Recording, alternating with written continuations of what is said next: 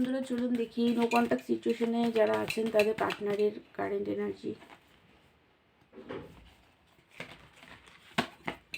এইটাই নিই। দেখুন, উনি চুজ করতে তো আপনাকেই চান। উনি জানেন যে আপনি ওনার ওয়ার্ল্ড, কিন্তু এখন অবধি উনি ডিসিশন নিতে পারেননি, কমফর্ট জোনেই আছেন। দূর দূর থেকে রিলেশনশিপ মানে ফিউচার দেখার চেষ্টা করছেন, কি আপনার সাথে মানে ফিউচার আছে কি না দেখার চেষ্টা করছেন।